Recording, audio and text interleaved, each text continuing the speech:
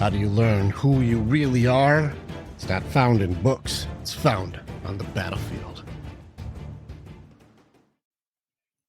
What's up, Warriors? Welcome back to the Battlefield of the Mind. My name is Rick, the creator of the Warriors Way Mindset, and I'm with Brad Lea. And if you don't know who that is, he'll be dropping bombs on you just like his podcast itself. One thing that's fun about both Brad and myself, that if you say both of our names quickly, it sounds like one word. So that's pretty fun. Rick Yee, Brad Lea, we got those names, man. It's kind of funny. That is. So, Brad, jump on in. We normally would have to do introductions, but I don't think you need one. It's good to have you on the show. Feel free to at least say something on your mind, and let's start kicking ass together, dude. Buddy, I'm just glad to be here. I like the brand. I like the format, and I'm excited to freaking hopefully maybe drop some bombs and bring some value to your listeners. So just so people who don't know, because some of my people do live in their own universe, and they're not in the business world at all. They don't understand necessarily certain elements of who people are. Give them the short rundown, and then let's kind of roll from there, because I got a couple of cool questions for you. Well, I mean, ultimately, the short rundown is I'm an entrepreneur by the truest sense of the word. You know, that word basically means someone who takes larger than normal financial risks. I dropped out of high school at 16 years old because my dad kicked me out of the house for not keeping my word and mowing the lawn. I learned the hard way my entire life. Up until about the age of 30, I was 100% out for me and me alone. Everything was about me. And I tried to, crush life focused on me. What could I get out of it? And then at 30 years old, I helped somebody transform their life financially and otherwise. And it made me feel good, as soft as that sounds. And so I decided, man, I want to start helping people. So I quit my job, my career really, and I formed a company to go out and help people. And literally looking back, that's the pivotal moment that things started happening when I started to, stop focusing on myself and start focusing on helping others. So since then, I'm 55 years old, 25 years later, I've got several successful companies, 8-figure, growing. And I also have a social media presence. Some people would call me an influencer, but, I don't do it for a living. I'm not, a content creator. I post what I do online. So I've amassed a couple million followers here and there. And, I'm asked to speak on stages now and talk mainly about entrepreneurship, business, and life. That's it. And then I have a podcast that's pretty highly rated.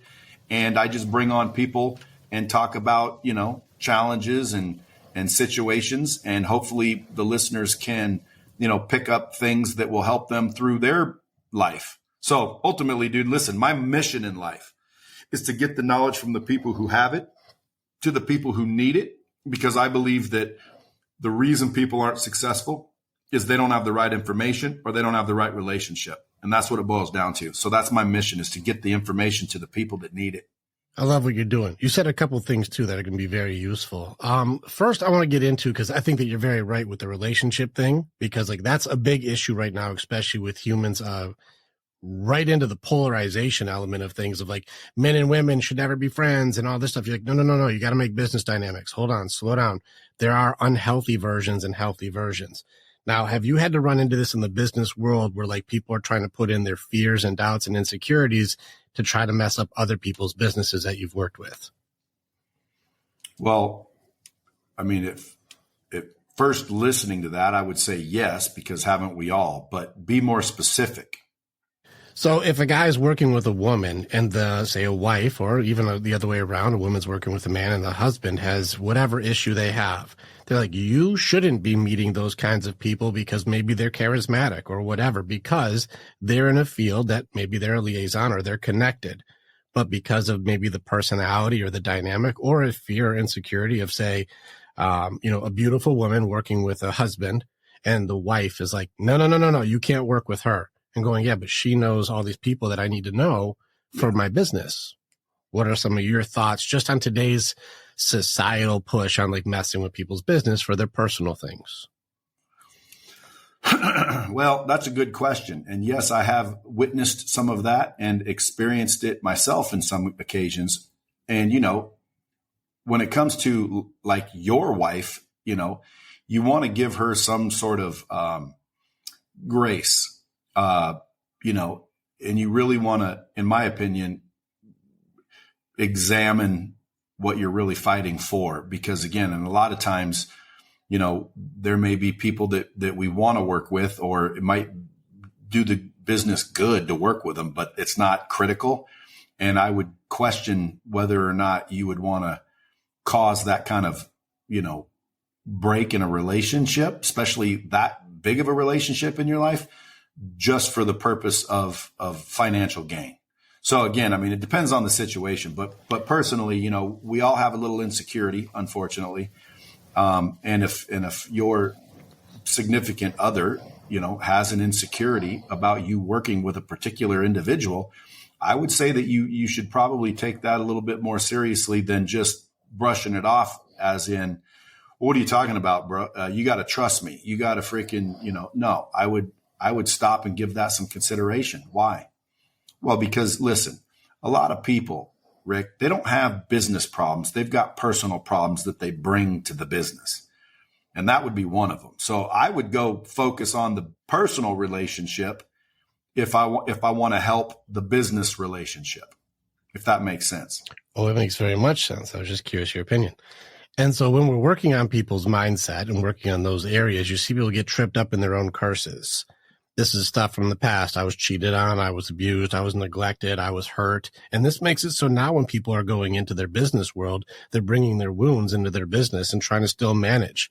And this creates the limiting beliefs. This is the ones that I'm sure you've seen people run into over and over again, whether it be doubt. I don't know if I'm good enough. I don't know if I'm whatever enough. Maybe I'm too this, not enough that, whatever it could be. Those are your doubt ones, or fears. Brad, what if this? What if that happens? What if they do this? And what if they tell me no? And what if they do this? And those get into fear. You start watching, anxiety is just that multiplied. You watch the wounds from like the way they're in denial for what kind of persona should I be? What kind of personality should I be, Brad? How should I do that? Should I be like a character? Should I be like, yo, Brad, hey? Should I do that? And like a car salesman? Like, what kind of niche should I be? You're watching people bring their personal stuff and to try to figure out what they're supposed to be instead of being what they are. Now, when you're watching guys do this, how often are you watching this like just train wreck? And you go, stop trying to be something you're not. And try and work through what you are so you can actually be authentic in building something that's worth building. Well, this is deep wisdom, Rick. At the end of the day, man, I have a strong belief in being who you are, regardless of other people's opinion. There's something called allodoxophobia, and it's the fear of other people's opinion. And a lot of people are stricken by that and limited by that. And the fear that they feel causes them to make certain decisions or stops them from making certain decisions. And I think it's a catastrophe. You know, it could literally kill your dreams. So yes, I've seen people put on these images and these fronts only to find out later that, you know, it causes them major issues. You know, at the end of the day, man, if you fake who you are, it's only a matter of time before the real you surfaces and everybody sees it. And then your foundation isn't solid and everything cracks. And now you got to start over. Had you just been authentic from day one, yes, you might not have had the same relationships, but you would have relationships nonetheless. Mm-hmm. And if you allow the universe or God to work like he does, and you become authentically you, you are going to naturally filter out the people that should not be around you and resonate to the ones that should. So again, if someone follows me on social media and they don't like what they hear, we're really not aligned. What I say doesn't resonate. It offends them. I might, you know, look at that and say, hey, well, you have some work to do on yourself if what I'm saying offends you, but I don't worry about it. Listen, if you unfollow me, I think you should have. Uh-huh. You know what I mean? And if you follow me, good. I think you should have. And why? Well, because I'm going to say what I think and be me, regardless of whether you like me or not. You know why? Because I've done the work and I like me. Okay. Well, what's the alternative? I don't need someone else's validation. Stay with us. We'll be right back. Warrior, thank you so much for being a part of the information that we have. And you're part of our story as we are a part of yours. It's very much an honor to be able to connect with each other. If you want to know more or you want to get started with working with me or working with our warriors so that you can begin your path to authenticity, strength, leadership, and accountability, this is the way. Together, we are way stronger. Now you get to choose. Do you go forward or keep doing what you've always done? If you stay where you're at, hey, click on some of the stuff and follow what it is. We got motivational stuff. We've got podcasts. We've got more things. Just subscribe and do the stuff and we'll keep you updated. But if you want to start going in, start jumping into what our programs offer and start your journey and being the hero in your own story.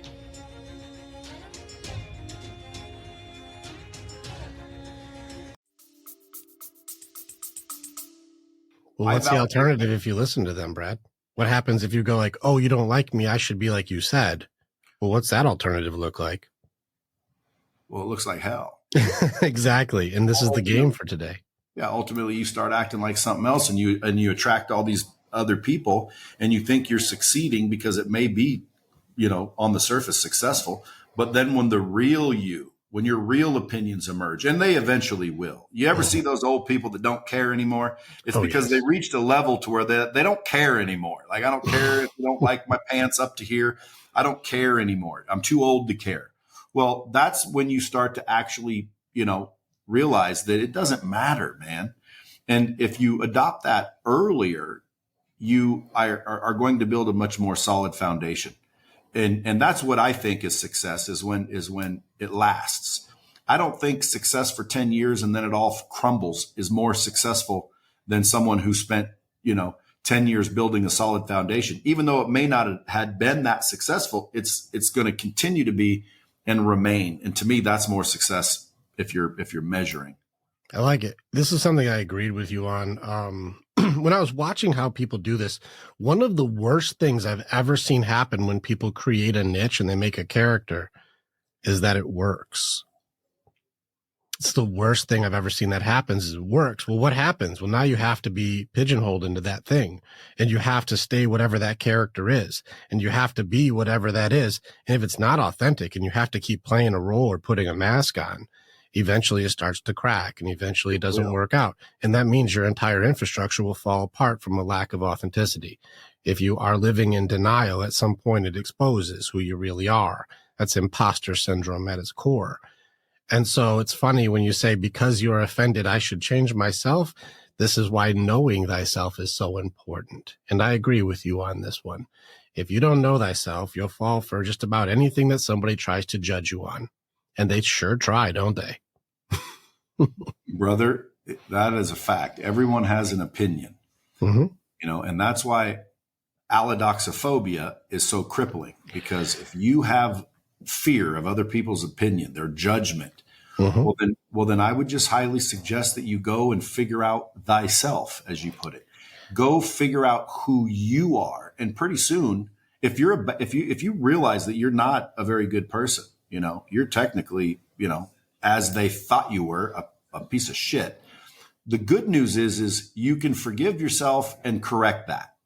And you're not defined by your past. I don't believe that your past defines you. I believe your present defines you. And if you can correct your previous behavior, belief system, etc., well, then you can turn into something else. You can change. People say a leopard doesn't change its spots. Well, number one, we're not leopards.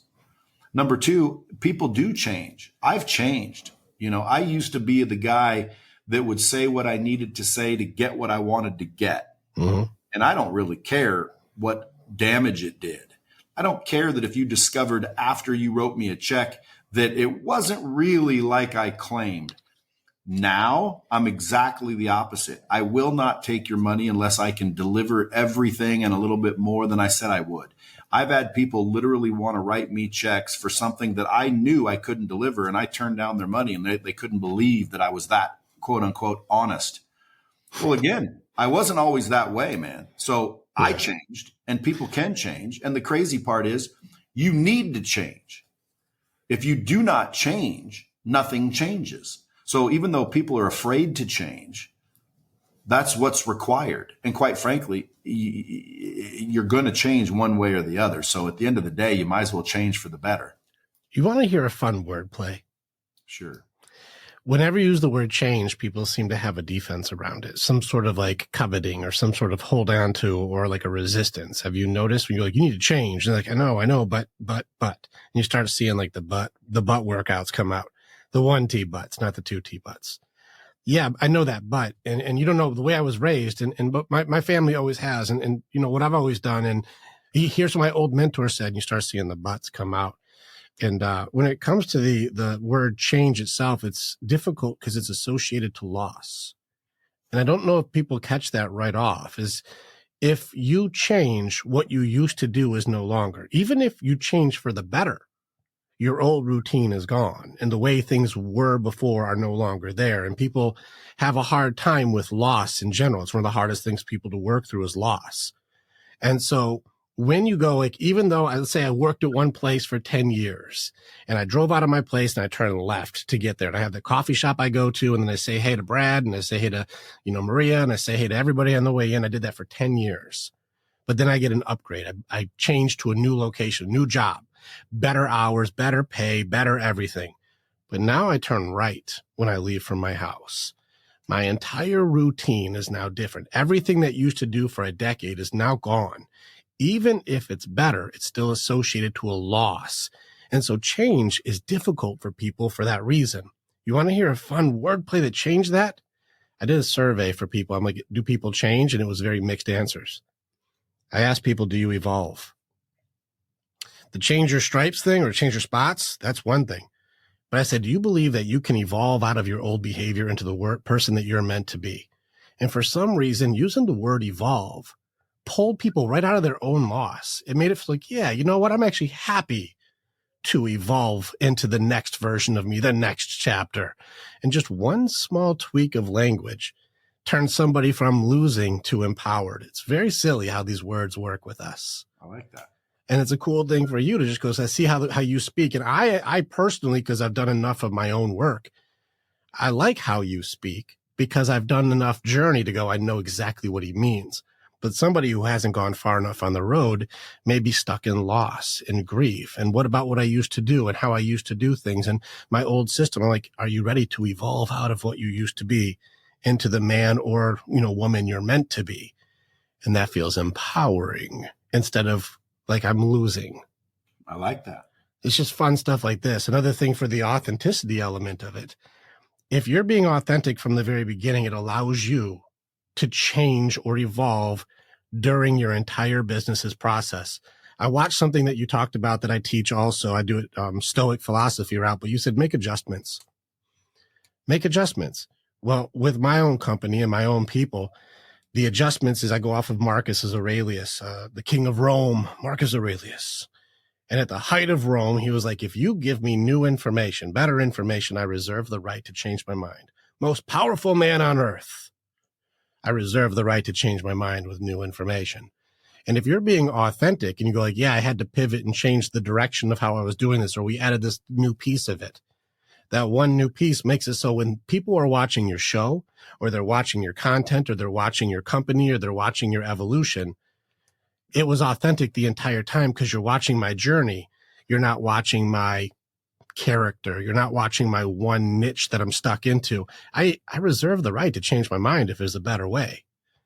And that make adjustments is something with an adaptability that I connected with you. Like we teach the same thing. My business has evolved dramatically from what it was when I started because I reserve the right to change my mind. If there's a better way, I'm listening.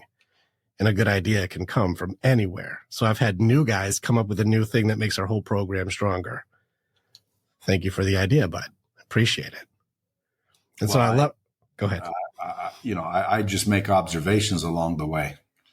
To me, if you're not willing to make adjustments, you end up stuck or cornered. Just like if you're heading somewhere and you experience a traffic jam, you don't just say, screw it, I'm not going and head back home. You figure out another way around. You figure out an alternative path. So at the end of the day, making adjustments is crucial. And even in an airplane, like when you take off in an airplane, people think you just fly straight to where you're going. that pilot is literally making adjustments the whole entire way based on the instruments and the readings. So you have to be willing to make adjustments. I say that there's 5 factors of success. Number 1, you got to take a chance or work for someone who did. Too many people are afraid to take a chance because they're afraid to fail and look foolish. Well, again, that's because they don't have a strong enough self-worth. If you want to raise your net worth, raise your self-worth. But you have to take a chance. Step 2, you got to be good at solving problems. What do most people do? They avoid problems. They run from problems. They push them away. When in reality, to get good at something, you just need practice and repetition. So if you have to get good at solving problems, then you do that by solving problems and getting good at it. Because there's problems coming, brother. No matter what, if you're starting your own business especially, there's problems coming. So you got to get good at solving problems. Step 3, make adjustments. Okay, pay attention to what's going on and don't be afraid to make some adjustments. Step 4, constantly grow and develop. Constantly self-improve. It should be a daily effort to improve, to grow, to develop. And what's the best way to grow and develop and learn? A lot of times, challenges, failures, so don't be afraid of those. It's part of the formula. And then 5, outdo yesterday. Just outdo the day before. If you literally just outdo the day before, 9 times out of 10 over a period of time, you're going to freaking crush it. So what did I just say? 5 factors. Number 1, take a chance or work for someone who did. Number 2, get good at solving problems. Number 3, make adjustments. Number 4, continuously improve yourself, grow and develop. And number 5, outdo the day before. You do that, you're almost guaranteed success. I love it. This is the part where I watch the mindset part. That's what I do, by the way. I'm on the part where what's the difference between someone as successful as Brad and somebody who's really struggling? It's not that you have more eyes, more ears, more hands, more feet.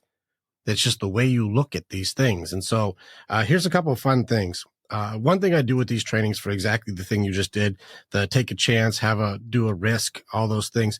Have you ever heard the story, the difference between eagles and chickens? Have you ever heard that?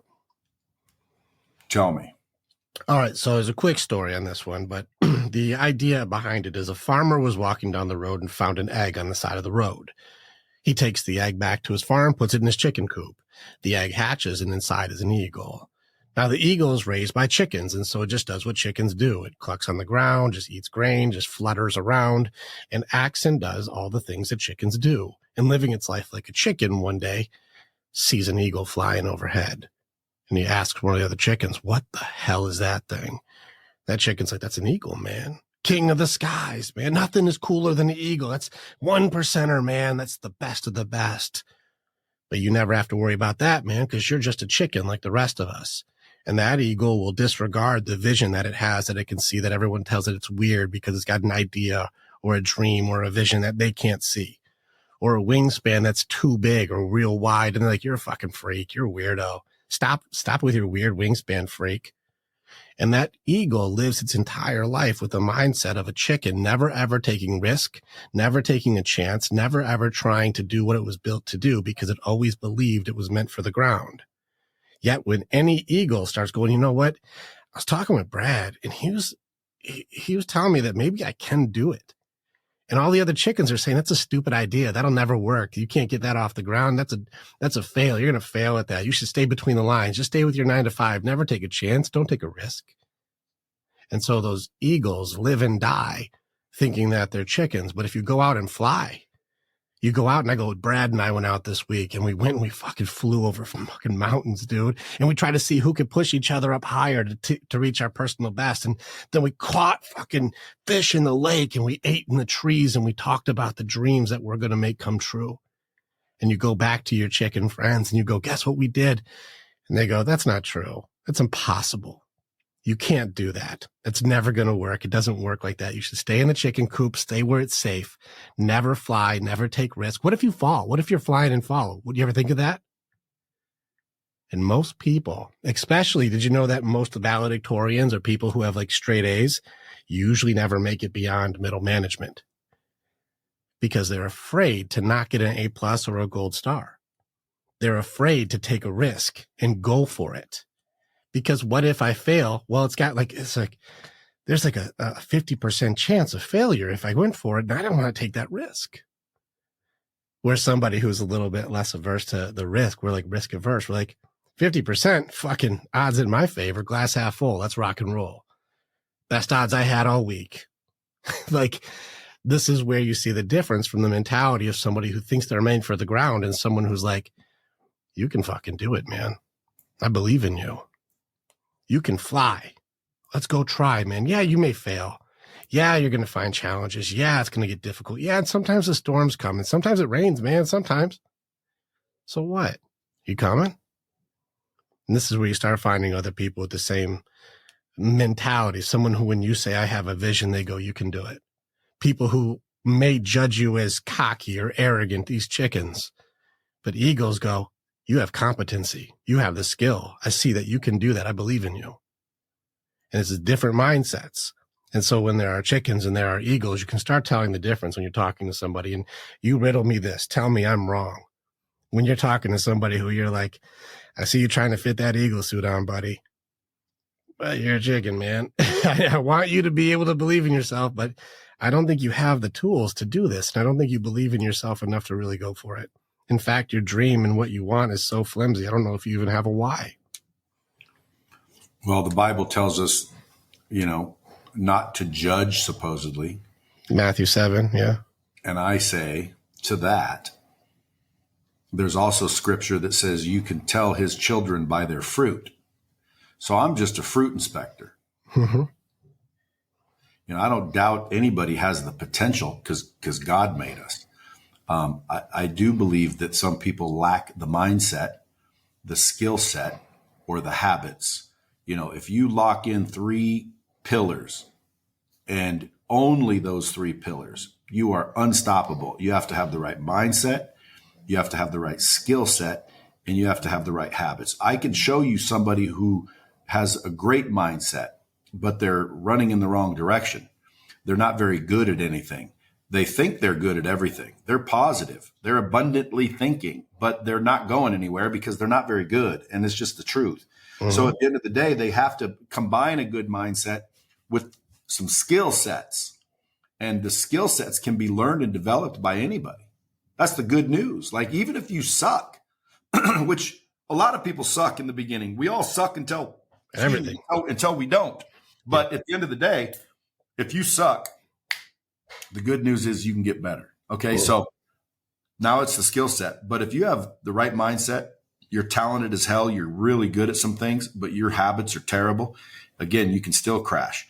But if you got the right mindset, you got the right skill set, and you got the right habits, brother, nothing is going to stop you, period.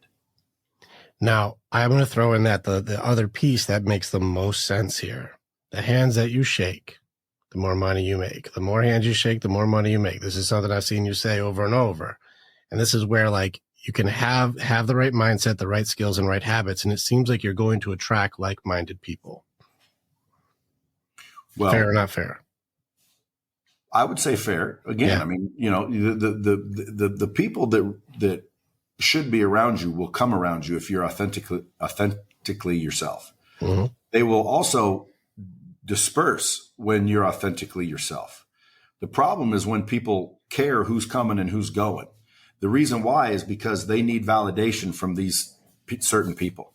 So you fall in love with someone and you don't want them to leave your life, so you change for them.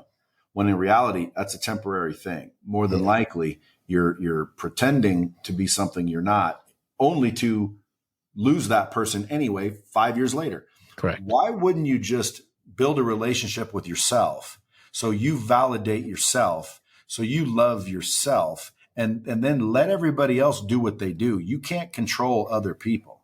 So at the end of the day, be yourself, be, authentically yourself, and allow other people to make their own decisions. And if they stay, great. And if they don't, great. Mm-hmm. Because at the end of the day, I think that's a natural selection. I think it's going to happen automatically if you let it. A lot of people, they won't let that happen. They don't understand. And this is why when I do the deep work, I do transformational work for people. And so I just had a podcast this morning with a guy who goes into hell also. And you can tell the difference. People who have been there and people who just read about it. It's a different thing. And so when you're talking about be yourself, love yourself, all those things, most people are so riddled with belief systems from their parents and from their upbringing and the things with them that know thyself has become it's almost impossible because they've never had enough exposure to anything that was that confident. And to break the curses that you've had to break, especially from your father throwing you out for the lawn and the shit you've had to overcome to be as strong and confident as you are, it requires hard treks up mountains. Sometimes you're ice skating uphill and people don't understand. They're like, you skated up 3 feet, went down 2. You're like, and I did it for years. And they don't understand the grind that it takes to be able to find thyself. It's on the journey. And I think that's where people are like, you have to start with your why. I watched Simon Sinek, Brad. Know thy why. Know the why. I got to know my why. You're like, you find your why when you're fucking going up the mountain, man. You'll figure you out when you start hitting some obstacles because it's not the circumstances that define you. They reveal you to yourself. And are you riddled with curses or do you find solutions? You're going to figure you out in a little bit. You're going to know when you run into something, do you stare at the obstacle or do you stare at your dream? Because if you don't have one, you're going to show who you really are to you. And I think this is where you start seeing your pieces fall together, take risks, solve problems, make adjustments. And then you run into the challenges. And people run into failure. Fear of failure. You'll figure out who you are when you have to face it. Now you're in a 1%er mindset. I already see you. And so when it comes to this, what do you think about failure? Because people are I hear this all the time. Chick can talk about failure. I'm like, no, take a different look at it. It's not failure. But what do you think failure is? What do you think we even have that for? Well, I think failure exists, but not how everybody believes it to be. Like, in other words, I've failed before because I gave up. And once you give up, it could be technically a failure. But if you never give up, it's not a failure. It's a lesson. And the lesson can be learned. And that means there's value. And the value, basically cancels out the failure. To me, a failure is a permanent loss. Otherwise, how's it a failure? It's just a temporary setback. It's just a lesson. It's a challenge. It's an opportunity for growth. So a lot of people consider failures, or I should say, some people believe that opportunities are failures, when in reality, I believe it's an opportunity to get better and stronger. And if you take the opportunity, it can't be a failure per se. But I think everyone's definition changes, and it's based on your definition. It's based on your perspective. And so I've got an unbelievable perspective of life. I wake up every day realizing how valuable that in and of itself is. So when some people wake up and they start dreading that they have to go to work and they dread that they're behind on bills and they can't figure out rent, they see that as a problem. I see that as an opportunity because I got to wake up. I tell people all the time, one of my posts went viral a couple of years ago in multiple languages. I see people, using it constantly to this day. And it started out with me trying to come up with an analogy to get someone to understand what I was talking about. And I said, well, let me ask you a question. How would you feel if I gave you like $1 million? Because everything was about money. Oh boy, that would be amazing. I would feel so relieved and I would still feel so excited and you couldn't rain on my parade. And I'd be in a great mood and everything would be wonderful. Nothing would be a problem. And I said, well, if I gave you $1 million, but you couldn't wake up tomorrow, would you take it? And they're like, well, of course not. And I said, well, then you agree that waking up is worth more than $1 million. And they're like, yeah. How much is it worth? Well, it's worth more than any amount of money. Exactly. So you wake up with a gift so valuable, and then you spend the rest of your day pissed off because you have opportunities and challenges to figure out that make you stronger, by the way, which is what you're praying for. It's what you're hoping for. But yet when the challenges come, you're bummed out. Okay, that's a mindset issue. It's a gratitude issue.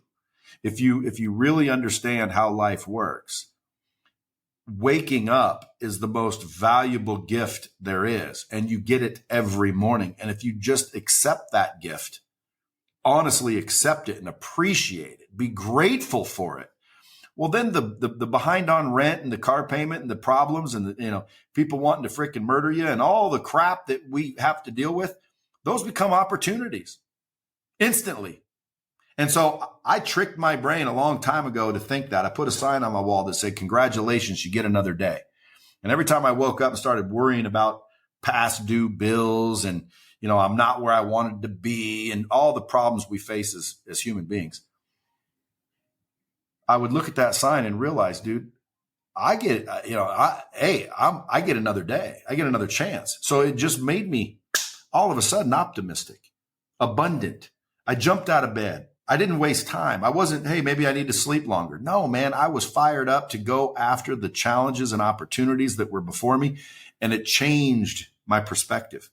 So that's the trick I always try to teach people, is realize how important just simply waking up is, and appreciate and be grateful for just that. And if you can do that, honestly do that, which I can honestly do it, everything else shifts. All that you look at negatively become positive. So someone on a podcast one time asked me, they were talking about my story, and they did some research. And at one point I went to LA to be a movie star, and I ended up homeless on the beach. And they wanted to know about that. And they didn't say that. They said, Brad, tell us how it was to hit rock bottom.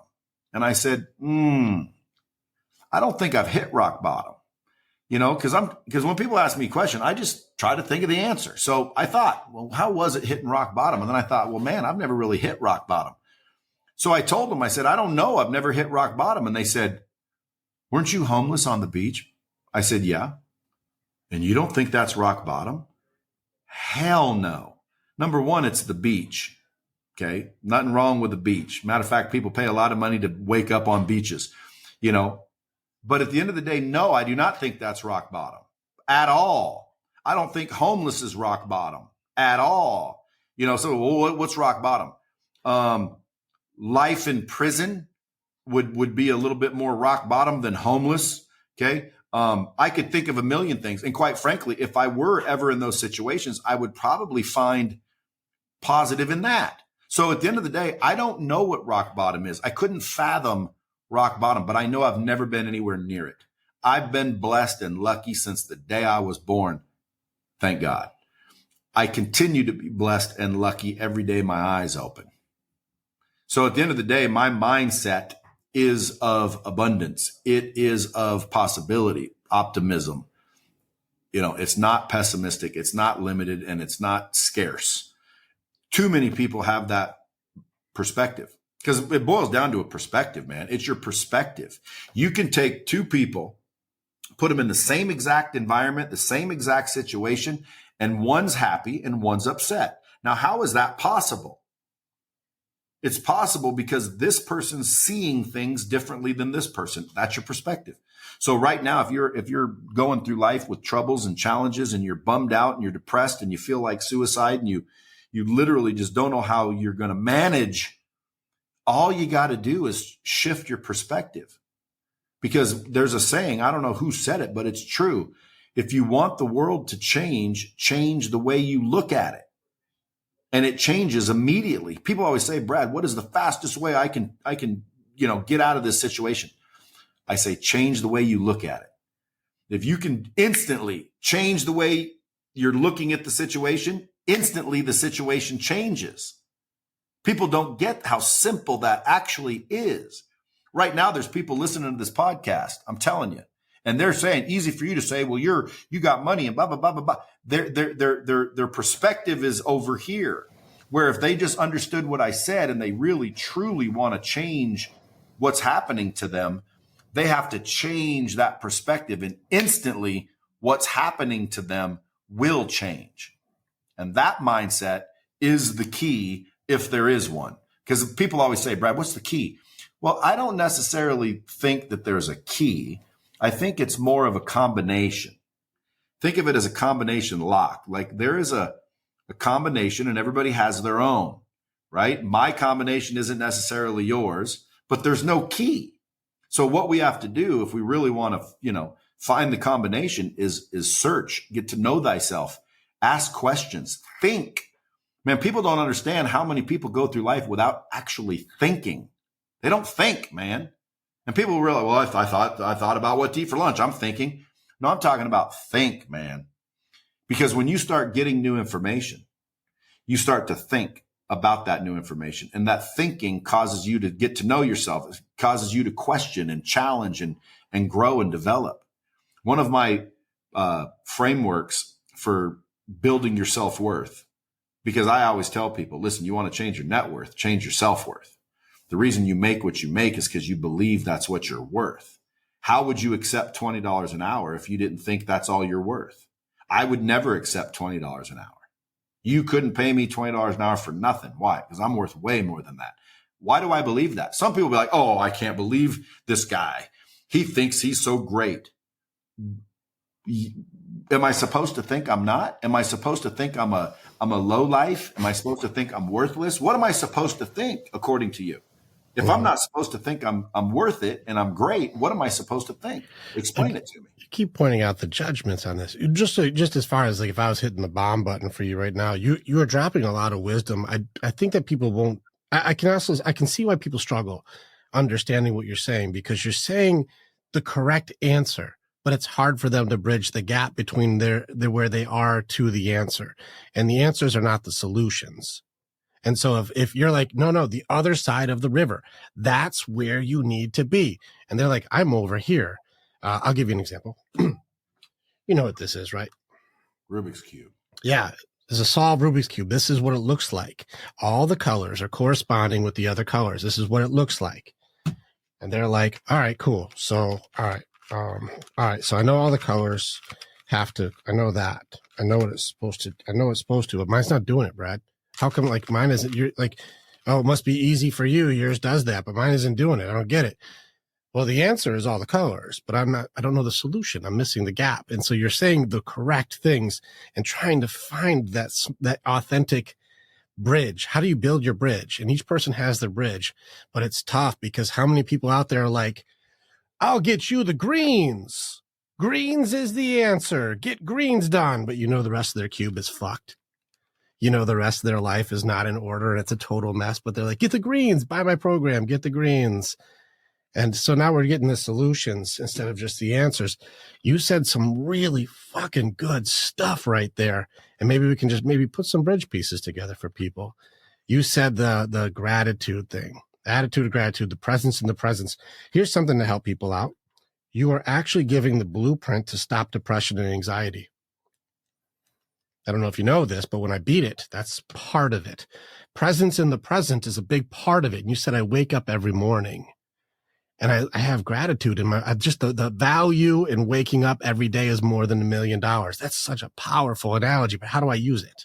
How do I use that right now? There's a Lao Tzu quote where he says like anxiety is in the future, depression is in the past, and peace is in the present. And so I wrote something recently for my guys where it says, we see people right now spend their present minutes in pasts that are no longer happening, in futures that will never happen. And the days that we go by are a documentary of us watching time disappear. And we're just watching people spending their times in all the what ifs and the woulda, coulda, shouldas, instead of, are you present in the minutes you have right now that you're wasting?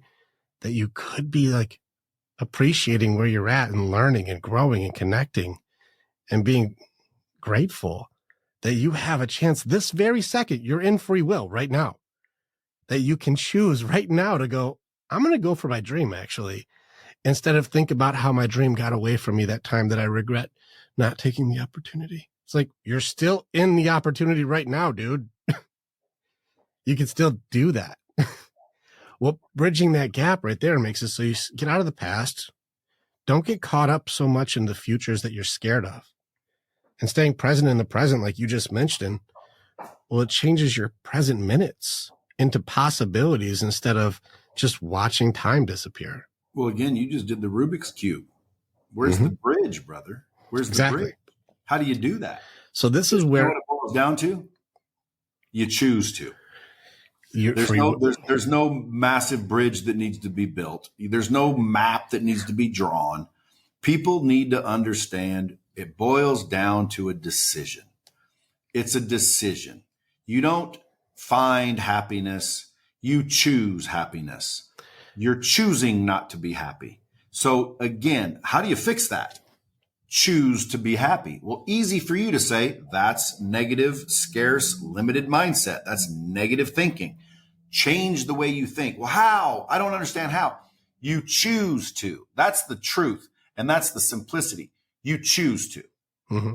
Sometimes they don't know the tools. Do you want me to give you a bridge for happiness? Make a choice, brother. I'll give you make a choice. I'll give you a bridge. The happiness one.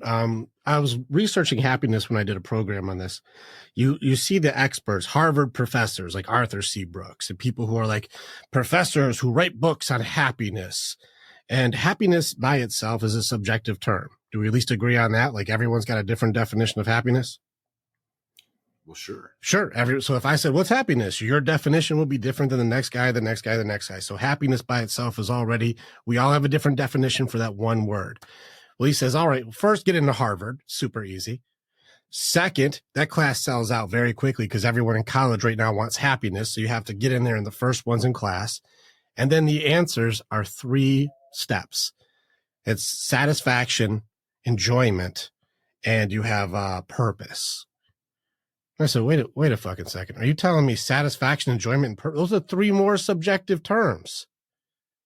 Are you telling me in order to find happiness, I have to get into Harvard, be first in line, understand 3 more subjective terms, understand the first term? What the fuck are you talking about? I know kids that don't even know what Harvard is or are happy as hell. So that can't be the answer. Again, people are trying to make up bridges that are way too complicated. We had a definition for this. Here's the bridge that we use. Happiness is the awareness of the blips in life that are found in nouns and verbs. Now, what I want you to do is challenge the fuck out of that because it sounds like bullshit. Happiness is the awareness of the blips in life that are found in nouns and verbs. What I mean by that is first you have to be aware that they're even there, which is why you said wake up and enjoy. You woke up, man. Did you even know? Stop taking it for granted. Do you have awareness before you can even make a decision? Blips. A blip is by definition temporary. That means everything that exists is not meant to last forever. Every moment, this podcast right now, this moment I get to hang out with you, it's a blip. We're in the middle of one right now. Most people take it for granted. They think that this is just supposed to be or something. Even the cup of coffee I have is a blip. It's here now. It'll be gone later. This whole building, everything. Life is how we measure time and our timeline in it. And then what's a noun? People, places, things. Right? Or verbs, which is I like skiing, I like driving my car, I like dancing, whatever. If you have presence in the present, you're surrounded right now by blips at all times. Well, that means happiness then becomes a choice because your awareness is different because you're in everything around you is temporary and meant to not last forever. And that makes them precious. That makes them priceless. That makes them fragile. Because right now we're in a moment that's not supposed to last forever. And that's what makes it so great. And people are trying to be happy all the time. Slow that shit down because you're missing all of the good things because you're not paying attention to being present around you at the moment. So what do I need to do to change my perspective, like you said, to choose being able to recognize what is happiness?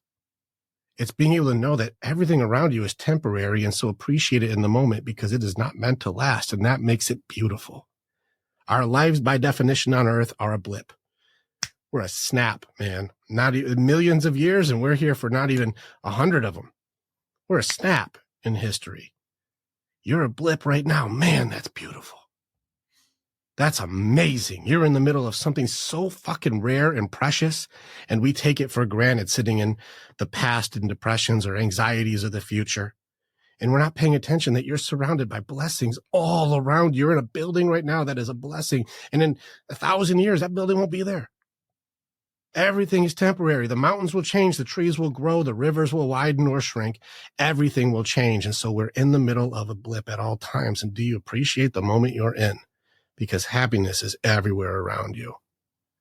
That's a bridge. Now you can choose if you have awareness. Now you can pay attention to your blips immediately. Like write this out. You don't have to go to Harvard for that shit. You could just do that right now. Like, oh man, I'm surrounded by blessings. I woke up this morning. That's worth more than $1 million. I didn't have that perspective of the blips themselves. Something so simple. When you think about the blips or the future and the past, you're really thinking about things that don't exist other than the present. Correct. Like literally the future doesn't exist. The past no longer exists. The only thing there actually is the now. It is the present. It's the now. And what's crazy, as soon as I say now, it's no longer now. Mm-hmm. As soon as you say now, It's the past. it's no longer there. So if you break it down to the microsecond and you appreciate with the gratitude, now, believe it or not, everything should be more valuable. Everything should be more enjoyed and literally appreciated.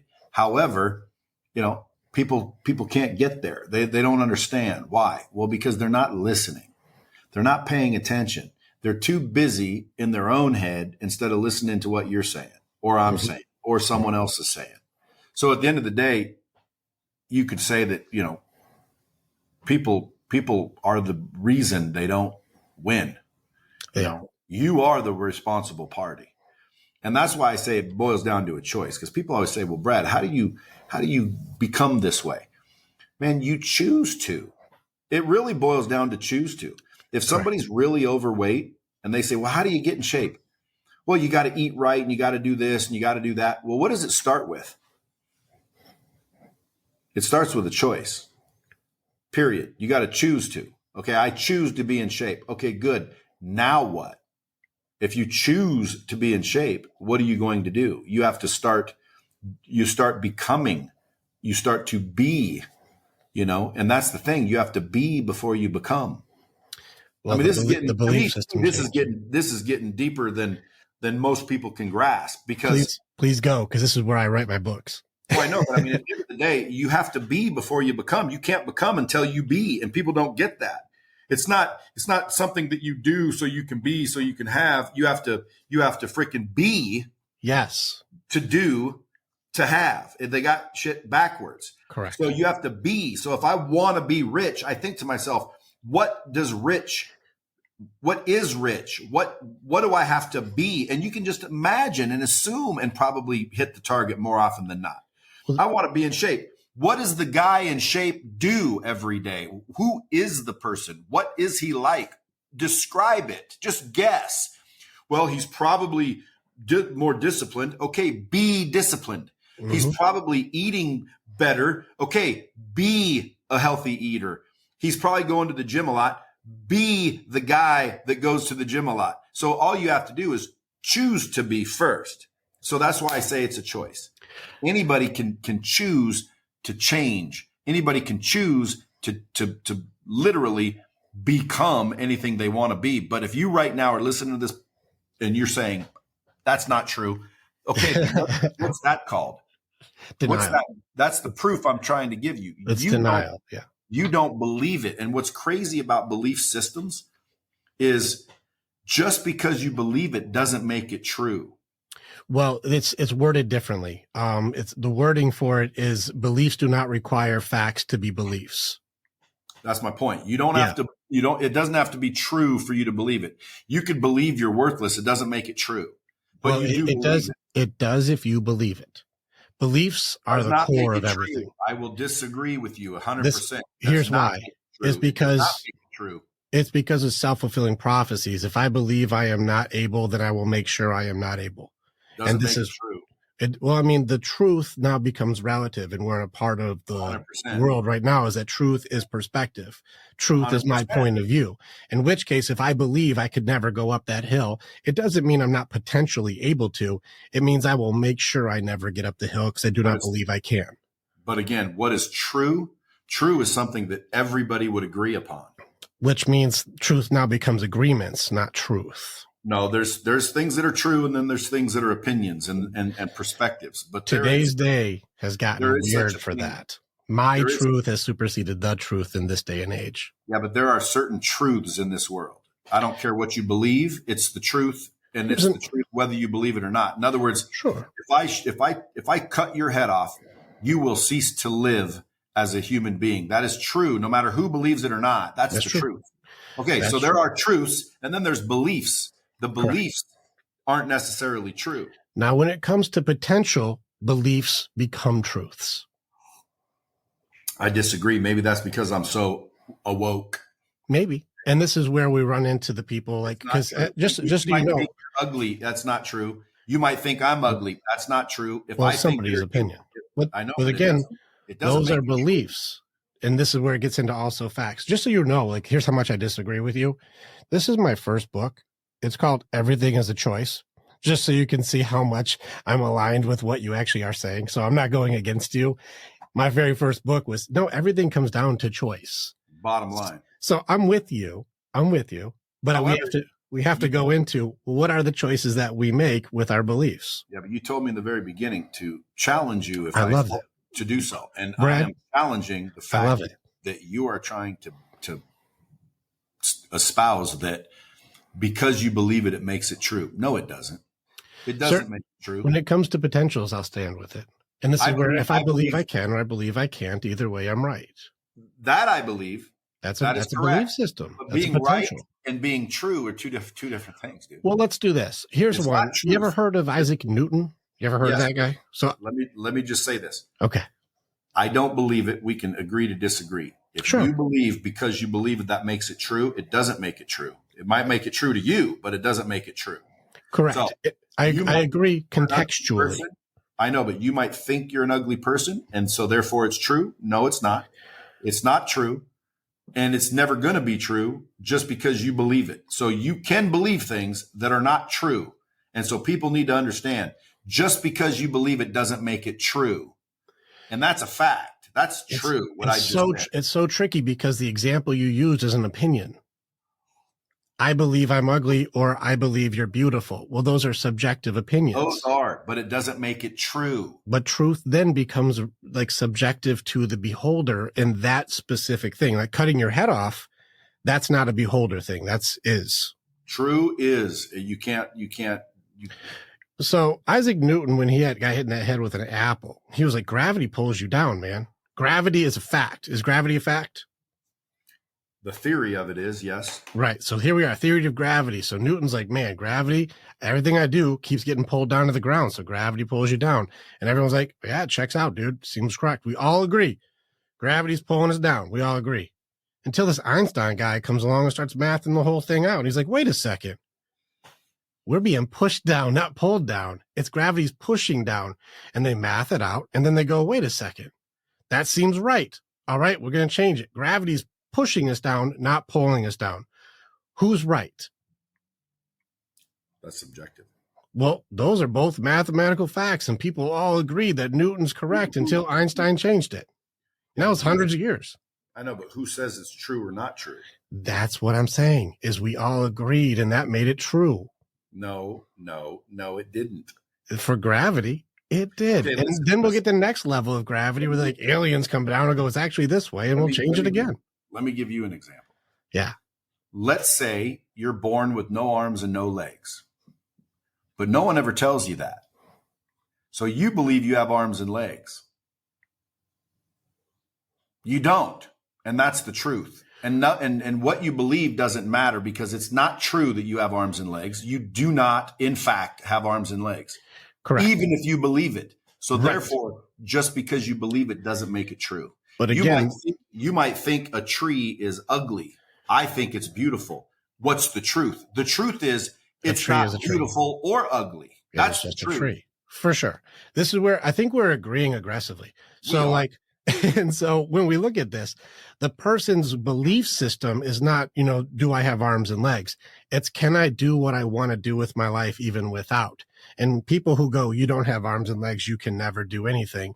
If you believe that, you will believe that it is true. But if you go no, wait a second, I can still do this, even if I don't have arms and legs, then they will find a way to do it. And that's what I mean by beliefs. Yeah, but which means it wasn't true. Correct. Now, we agreed. what you're saying is theoretically, perspective. Well, again, I mean, I don't want to say it's true because it's not true. What you're saying is not true. If someone believes what you said, then I would disagree. Why?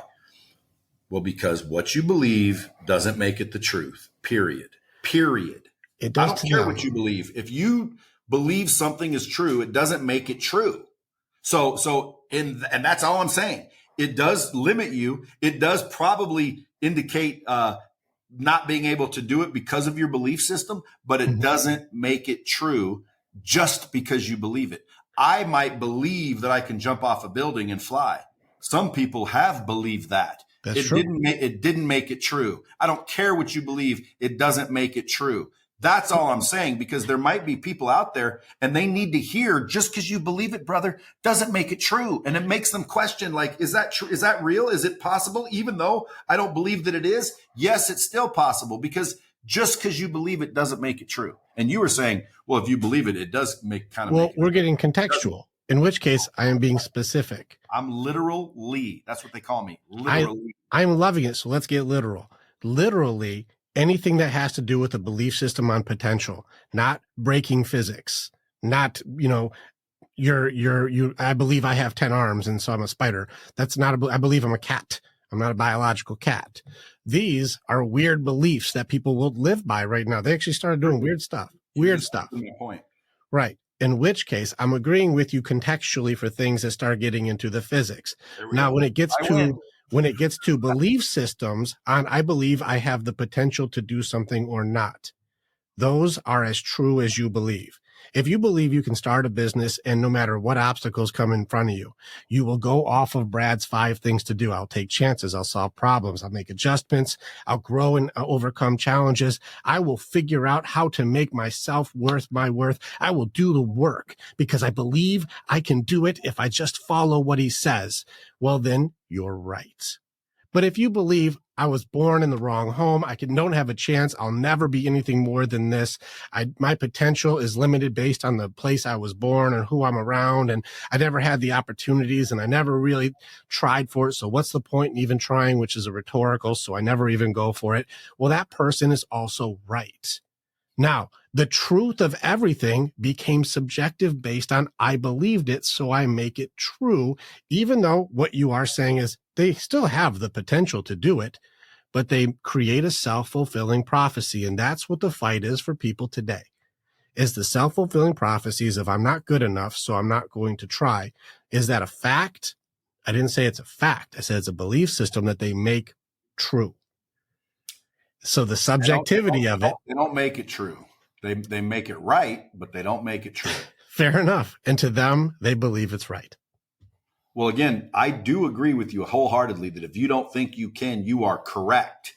But correct and right doesn't mean it's true. Well, both correct and right became subjective. That's just my opinion. Well, hey, again, differ of opinions. Which is good because that's... In that, dude, I'll argue with anyone until I die and God tells me different. Because at the end of the day, the truth is the truth. You cannot change the truth. Well, what do you think about the people doesn't change my truth? What about my truth? What about people who say my truth? Brad, my truth. But listen to my truth. What do you think about that? The truth is the truth. So when people say my truth, it's not your truth. It's not my truth. It's the truth. There's only the truth. And you cannot change the truth. Yeah. The true meaning of the truth is it's the truth, period. So you cannot change the truth. The truth is the truth. And you cannot change that. Your opinion doesn't change it. Your belief doesn't change it. It is what it is, and it'll never be different. The truth is the truth. So therefore, you might have a mindset limitation where you believe certain things that technically by what you're trying to say makes it true. It doesn't make it true. It makes it right. Meaning, I agree with you, by the way. Limited beliefs will stop you. That is correct. That is not all of a sudden the truth, because the truth is, it's not subjective, the truth. The truth is your limiting belief is what's stopping you. It's not the truth that you came from a bad house, so you can't do it. You believe you can't do it, which makes it correct, which makes it right, but it's not the truth. Therefore, and I'd love to have your listeners like vote on what side they're debating on. We already agreed, Brad. I know, but I want to make sure that people understand just because you believe it doesn't make it true. So listen, the truth is you can change. You should change. And you have the ability to do anything no matter what you believe to be true. You do have the ability to believe it. Now, there's people going, I don't believe that, which means more than likely they'll never make it, which kind of makes it true for them, but it doesn't make it true. Right. It's still incorrect. They just don't believe it. So I want people to change their beliefs. Do you know how you change your belief? I do it for a living. Yes. Okay. Tell me how you change somebody's belief. What you have to do is figure out where they're stuck. And so a lot of times people have the limiting beliefs. And so it's not one way. And I've actually one way to change your belief. You say it's decide, but people have usually grief. Nope. There's only one way. What's your one way? Your belief. Let's see. What's your one way? To get new information. Yes. Now that's where it comes into the bridge, the gap. That's the only way you can do it. Because most people's limiting beliefs are built off of a grief system that's created an identity for them. And they don't know how to break out of it. Rick, we're talking about two different things. Information changes your starter point. If you don't know where your location starts, you can't get to where you want to go. And so this is like a GPS without a start location. It gets tricky. And so the information is needed to go, do you know where you're at? So you can get there, because where your location is. Yeah. So like where you're located right now, like if we're both having to get to Kansas City, we have different maps. That's not what I said. What I said is there's only one way to change a belief. Information. Only one. There's no other way. There's only one way to change your belief, and that is new information. If you don't get any new information, you can never change your belief. That's part of it, but it's not all of it, because people know a lot. Give me another way to change. Well, you need action. You can know everything and do nothing, and it changes nothing at all. You don't need action to change a belief. You need information. Well, making a choice, wouldn't that be an action? Again, you need new information to change your belief. Tell me another way to do it. Application of the information is required. That is changing your actions. That's not changing your belief. The only way to change a belief is to get new information. Yeah, but a belief system is based on the information you already have. I agree with you on this. Application of new information is required, but if you disregard new information, or you take information and call it not true, or I don't agree, you'll never use it, which makes it now useless. Or if you have an abundance of information, like people who go to program after program, read all the books and listen to the podcasts, but never do any of the 5 steps that you just said, information now becomes pointless. It's wasted potential at that point. If I never go to take a chance, or never go and start my business, or I never listen to your advice, it doesn't matter how good your advice is and how much I've listened to everything you've said. If I never use it, it doesn't matter what my beliefs are, because I never did anything with it. I would agree with your statement. However, that's not what we were talking about. We were talking about how do you change your beliefs? There's only one way, and action isn't required to change them. New information is. I need new information, period. That's the only way to change a belief. Now, whether you decide to believe it or not, that's an action. Correct. That's irrelevant. You need new information, or you cannot change your belief. If you get no new information, you cannot change your belief. If I teach a little kid when they're young that fire doesn't burn, they will totally believe what it is I'm teaching them. They will walk up and stick their hand in the fire, and the second they touch that flame, they will get new information. And that new information will change their belief instantly. So the only way to change your belief is to get new information. You cannot have the same information and change your belief. So in order to change your belief, you must have new information. So that's why every day I encourage people to get and seek new information, because if you're getting what you're getting, it's because you're doing what you're doing. You're doing what you're doing because you believe what you believe. Doesn't make it true just because you believe it. So you're doing what you're doing. You're getting what you're getting. Okay, so I want to change what I'm getting, so I got to change what I'm doing. Okay, then understand, in order to change what you're doing, you have to change your beliefs. In order to change my beliefs, I must get new information. It's the only way to do it. There is no other way to change my belief. I agree. To get new information. So when I get new information, now obviously I can change my belief. I still have to take action. I still have to do all that, but that's another conversation. My question, and I want people to understand this that are listening, the only way you will ever change your belief is to get new information. That's the only way. There is no other way. So once you agree, hey, I agree with that. That makes sense to me.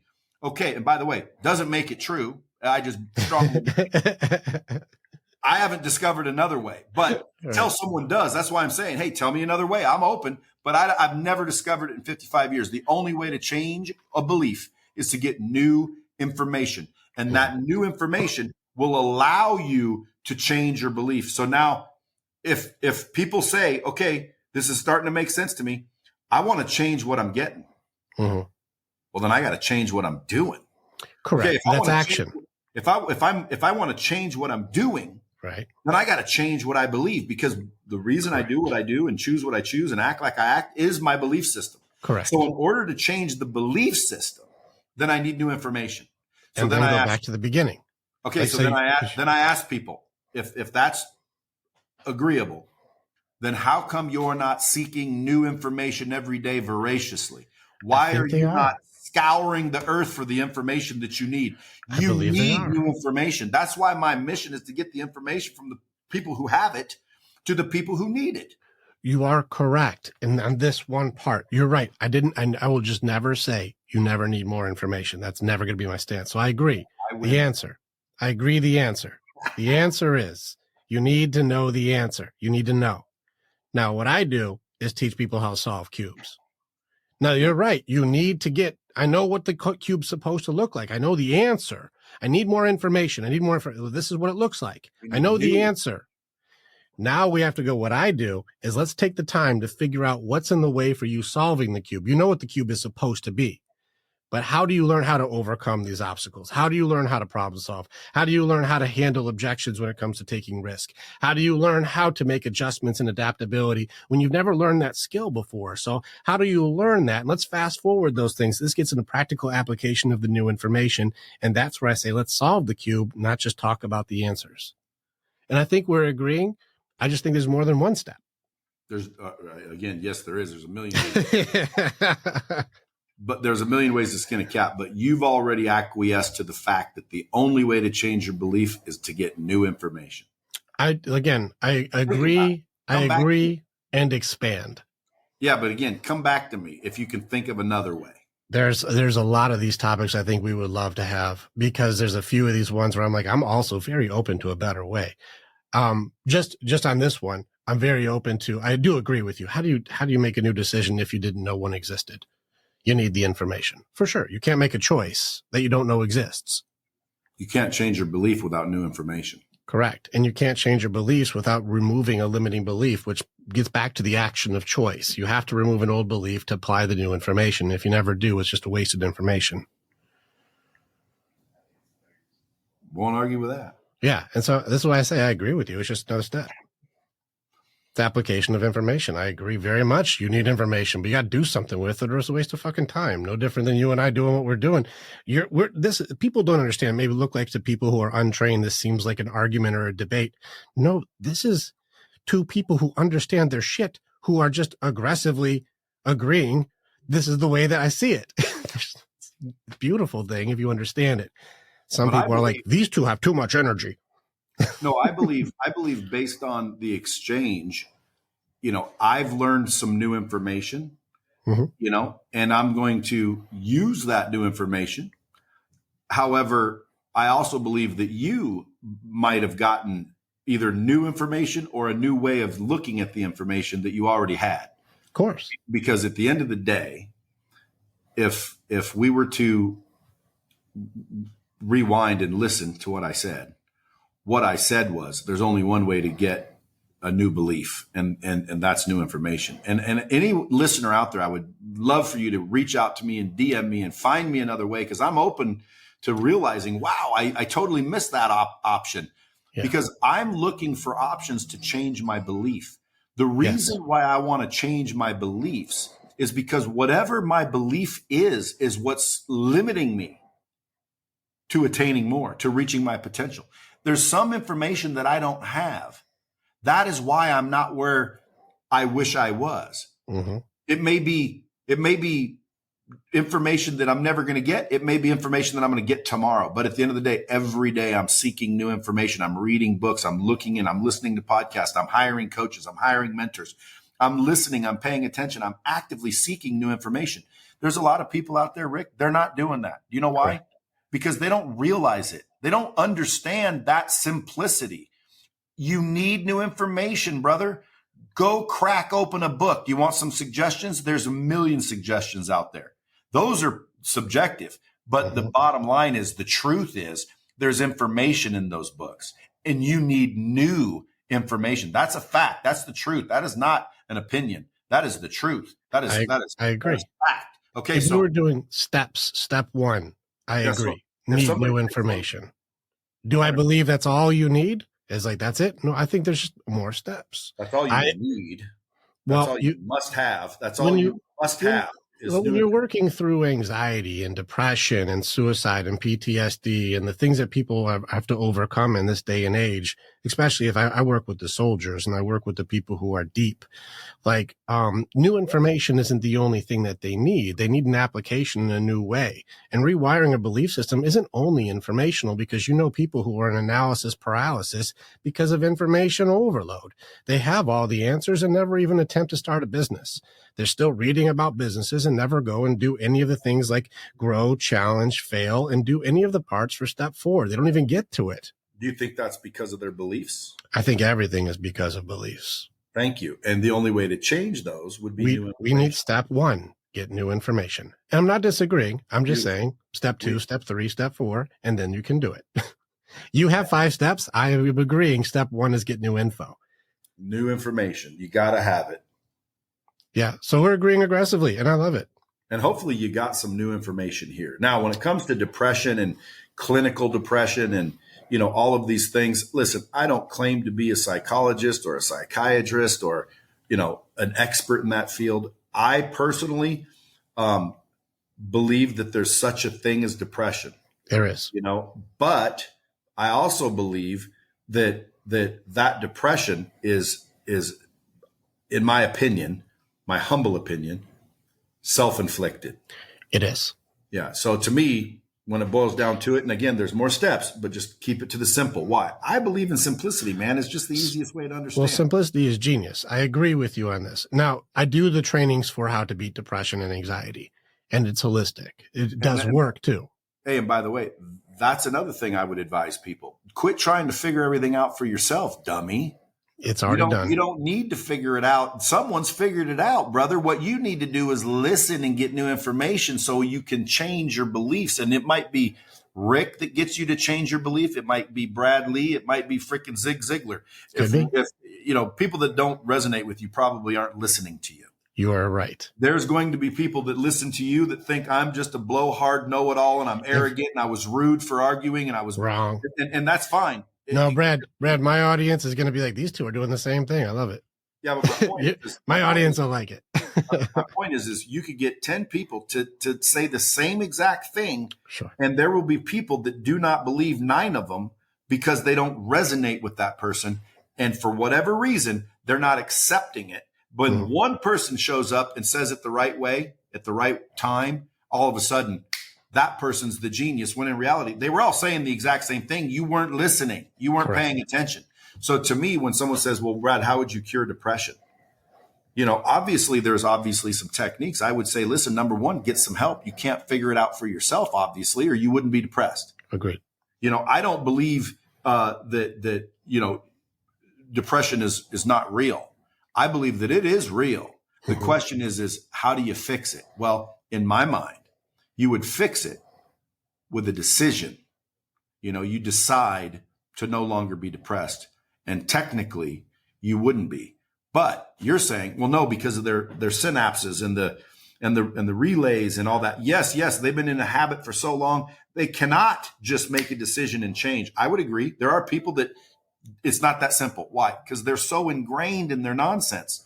Yeah. So apathy is a very, it requires intervention at the point of apathy. So it's very difficult to do.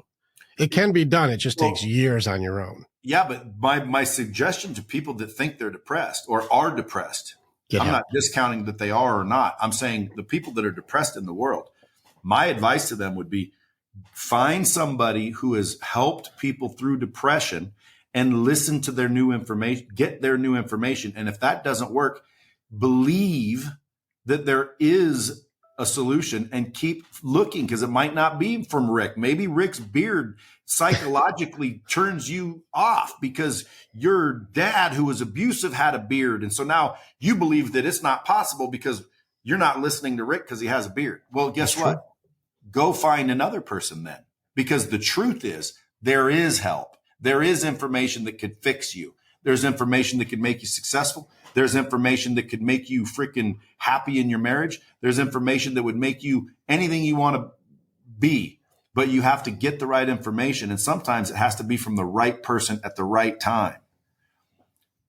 Big wisdom right there. Listen, you dropped the bomb noise. And I don't really coach people. A lot of people think I'm out there in the coaching space and the masterminds and I sell courses. Listen, I have a software that helps people do that. And because of that, I've created a few, so I wasn't a hypocrite. I'm not going to tell you how to do something if I've never done something. Agreed. So I do it and did it for reasons like that. I don't care if anyone ever buys my course. Yeah. I don't care if anyone joins my real coaching, which, by the way, it's called real coaching because it's in my opinion, it's real coaching. Like, I'm going to tell you what to do. I'm not going to make you do it. I'm not going to hold your hand. I'm not going to show up at your house. I'm going to give you the information. You got to do it. And by the way, that's part of my coaching. I can show you how to get what you want in life. I can show people how to make more money than they're making. And again, based on what? Well, again, I can't show someone that's making $700 million a month how to make more because I haven't even made that yet. Right. But I can show the average person who's making 80 grand a year how to make 300, how to make 500, how to make $1 million, how to make 10 million. But they may not believe me. But it doesn't necessarily mean it's not the way or one way, because there's a lot of ways. So my point is, I'm not a coach and a guru. I'm not a guy that's out there teaching people and working with people for a daily basis. You are. So in my mind, well, who would I rather hire as a coach, me or Rick? Well, I would say Rick. Why? Well, because, dude, this is what he does day in and day out. This is what he sharpens his axe on. This is what he investigates and eats and breathes and sleeps in. I don't. But I've never made anybody $1 million in a month, so I'd be sending them to you. but I help guys like you get your information out. Why? Yeah. Because I know that there are people that don't know who you are. Correct. That if they got your information, it would fix them. It'll Why? Pull them out of hell. Yeah. Because all they need is new information. They don't have it. So that's why when people say, well, why is your mission get knowledge from people who have it to people who need it? Because that's all they're missing is the information. Now, I will also add to that. Of course, they got to take action. Well, guess what? That's part of the right information they need. But they need information, and they also need relationships. There's reasons why people aren't winning. And I believe that it boils down to two very simple ones. You don't have the right information, and you don't have the right relationship. I agree. It might be the relationship you have with yourself that's lacking. Go fix it. You might need a relationship with somebody else. But if you knew the right people, you'd have everything you wanted. If you just knew the right people. So if you want to correct that and simplify that, I need new information and I need new relationships. So guess what? Start getting a relationship with yourself and other people. Start introducing yourself. Yeah, but I don't know what to say. Get some new information on how to introduce yourself. Start building your self-worth. Start working, brother. That's what it takes. Work. You know why they call it work? What? Because it works. At the end of the day, you're going to be uncomfortable. If you're afraid to be uncomfortable and you're not willing to be uncomfortable, then you might as well take off the jersey and sit out the game. Agreed. Let the players play.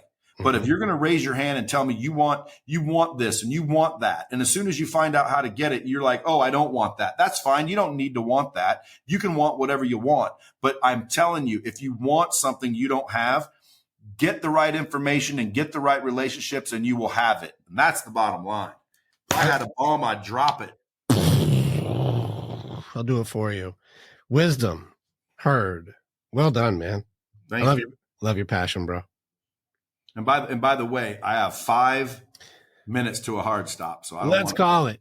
Brad Lea, thank you for being on the show. If you were to direct anybody for anything, or if you wanted to help anybody, what would you recommend they do? Should they click on your things, buy your program? What do you want them to do? Anything? No. What I would do is I would go focus on yourself. I would make yourself the most important person in your life.